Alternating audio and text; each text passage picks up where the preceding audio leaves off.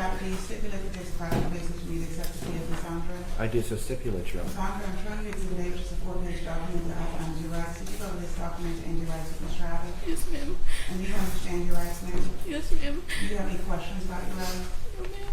Did you sign your name to this document indicating your understanding of your rights, Ms. Andre? Yes, ma'am. Mr. Abbott, you went over Exhibit A with Ms. Andre. I did, Your Honor. You're satisfied to understand your rights? I am, Your Honor. And did you sign your name to Exhibit B? I did, Your Honor. Ms. Andre, you understand that you do have the right to a trial by jury, and that by entering this plea, you're giving up that right? Yes, ma'am. You also understand that you have the right, that if you went to trial, you would have the presumption of innocence, the right to confront witnesses against you, the right to subpoena witnesses, the right to testify and offer other evidence, and the right to the assistance of Mr. Abbott during your trial. Yes, ma'am. You also understand, ma'am, that you have the right not to incriminate yourself, and that by pleading not guilty or remaining silent and not entering this plea, you could obtain a jury trial. Yes, ma'am. My understanding is that this is a non-negotiated plea, is that correct? Yes, ma'am. All right, and you understand that in a non-negotiated plea, it means I get to make the decision about what will happen, and you don't have the benefit of a recommendation from the state. You understand that, ma'am? Yes, ma'am. And you've discussed the possible outcomes of a non-negotiated plea with Mr. Abbott? Yes, ma'am. And do you still wish to move forward with a non-negotiated plea, ma'am? Yes, ma'am. Okay.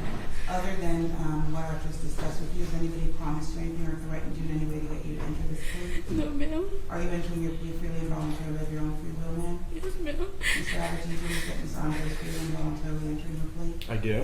Ms. Andre, you're advised that the maximum possible penalty you can face on this charge in count 1, the homicide by vehicle in the first degree, the maximum penalty is 15 years in prison.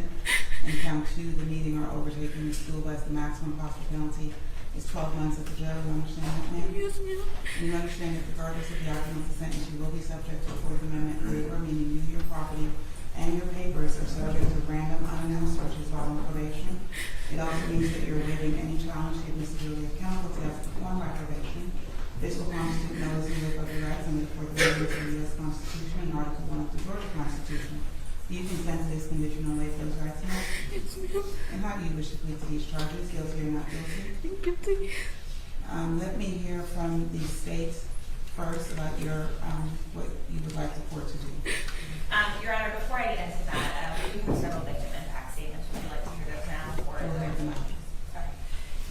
Your Honor, the original recommendation, I spoke with Adalynn Pierce on multiple occasions, and obviously this happened over a year ago in an effort to try and resolve this and put them behind them and show a little grace.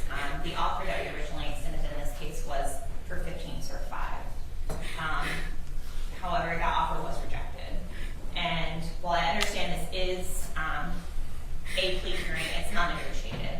Essentially, they did not like our offer, feeling that the life of Adalynn Pierce did not warrant the sentence recommended by the state.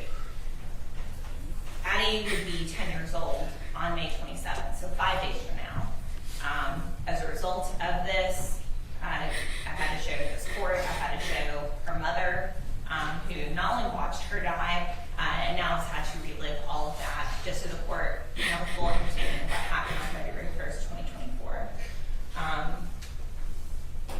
Addie would have been 10 years old, and she's not going to make that. She's not going to see 10. She's not going to see 11 or 12 or 18. And so I think that a 15 serve 10 would be a fair sentence in this case, and that's what we're asking for. Mr. Abbott? Can I reply to the district attorney and then address the court after I present our witnesses? Let's go ahead and reply to the district attorney's request now, and you'll present your witnesses. Once we're done with that, we'll do victim impact, and then we'll pronounce that. Judge, it is true that we declined to take the state's plea offer, but the prosecutor has not told the court all the facts. We asked the court, or excuse me, we asked the district attorney's office, would they agree to a cap of 5 years? We indicated that we would go forward with the plea if there was a cap, and they declined to give one. Now, we could have avoided the very things that Ms. Forrester claims that she wants to avoid. We have always been prepared to enter a guilty plea in this case, and we do not want to have a tawdry spectacle, and we have tried in good faith to negotiate this case.